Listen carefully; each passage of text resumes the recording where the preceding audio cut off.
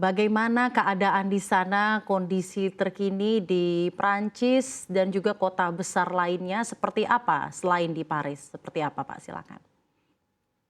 Ya, seperti yang tadi telah disampaikan dan juga dibuka di pemberitaan di hari-hari kemarin. Hari ini alhamdulillah sudah lebih kondusif dari sisi jumlah kerusuhan yang terjadi di berbagai kota, termasuk di Paris sendiri, dan juga dari jumlah penahanan yang dilakukan. Kalau sebelum-sebelumnya sempat ratusan, kemarin dilaporkan 40-an yang ditahan dari berbagai kota. Memang ada yang cukup mencekam berita tentang penyerangan rumah wali kota Lea Selako seperti yang tadi disebutkan dan sudah ditangani oleh pihak yang berwenang. Suasana ini mereda setelah polisi, aparat keamanan dikerahkan, lebih banyak lagi berbagai titik-titik rawan, dan juga pemerintah mengadakan sidang kabinet untuk mengambil langkah-langkah pembatasan, membatalkan pertunjukan-pertunjukan di tempat umum maupun kegiatan-kegiatan festival yang sudah terjadwal, juga membatasi pergerakan dalam artian transportasi publik dibatasi jam operasinya hingga jam 9 malam untuk Paris dan beberapa kota. Ada beberapa kota yang menerapkan juga pembatasan mulai jam 6 sore sehingga mengurangi potensi pengumpulan massa di berbagai kota di Prancis ini.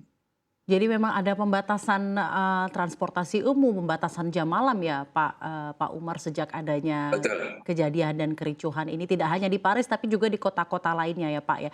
Namun seperti apa sebenarnya Betul. intensitas dari kerusuhan ini terpusat di kota mana Pak? Mungkin juga ini informasi yang bisa diberikan kepada warga negara Indonesia lainnya yang juga berlokasi di kota Perancis. Apakah memang lebih besar kerusuhan terjadi di Paris atau di Marseille seperti yang tadi sempat diberitakan? Iya.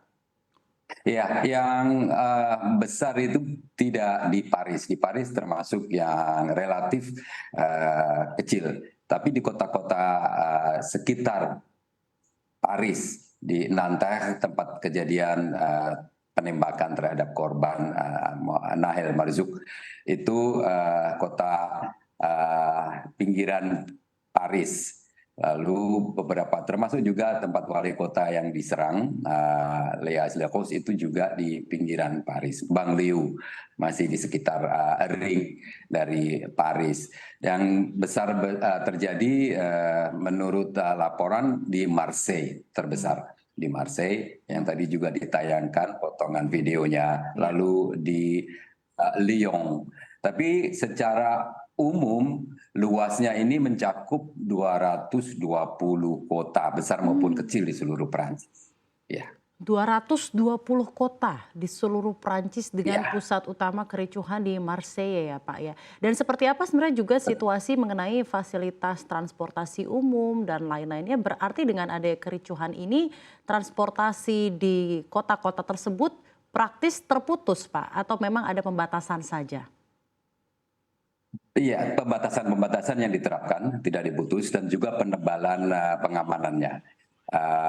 Memang sasaran utamanya kalau dilihat dari catatan Kementerian Dalam Negeri, dari gedung-gedung maupun fasilitas umum, sasarannya adalah milik pemerintah ya, fasilitas pemerintah. Baik gedung Pemda, gedung pos-pos kepolisian, termasuk juga gedung-gedung pengadilan, dan juga kantor pribadi beberapa wali kota yang diancam atau diganggu oleh para perusuh.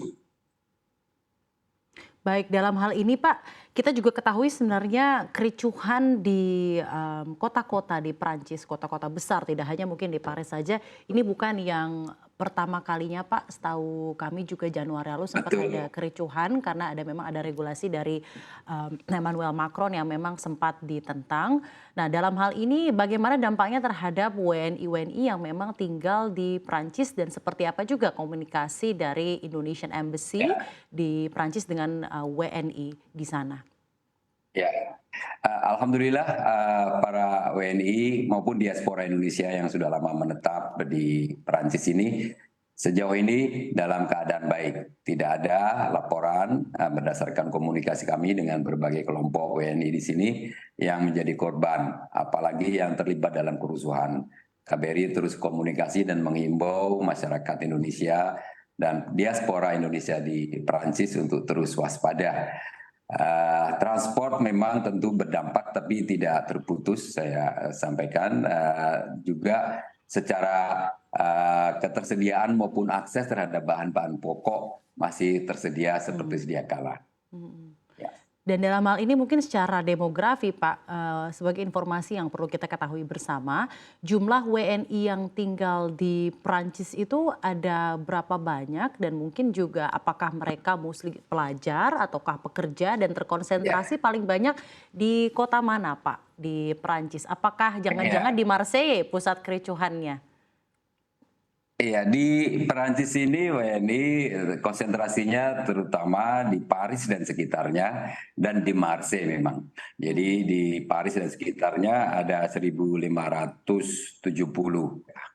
plus WNI dan di Marseille ada 800 plus WNI yang tinggal di sana.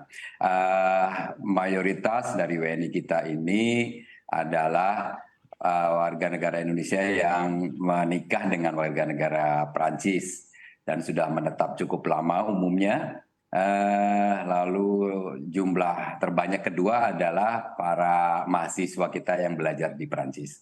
Ada hampir 600 orang dan selebihnya adalah para pekerja profesional maupun tenaga skilled yang bekerja di berbagai perusahaan maupun di unit-unit usaha seperti restoran-restoran Indonesia maupun restoran lainnya setempat ataupun di jasa pariwisata ya sebagai tenaga profesional maupun tenaga operasional di perusahaan-perusahaan setempat.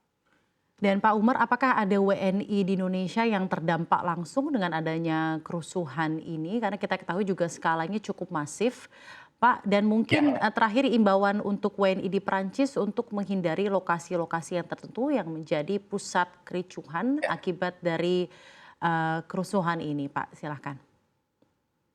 Ya, KBRI alhamdulillah terus berkomunikasi dan mengingatkan, menghimbau masyarakat kita untuk terus waspada, terus menjaga diri, tidak mendekati tempat-tempat terjadi kerusuhan dan juga terus mengikuti perkembangan melalui berita-berita resmi situasi keamanan di lokasi masing-masing. Saya juga ingin menyampaikan himbauan kepada masyarakat Indonesia yang berencana berkunjung ke Perancis dalam waktu dekat untuk juga memantau perkembangan berita terkini terkait situasi keamanan di Perancis untuk keamanan dan kenyamanan perjalanan Bapak Ibu sekalian.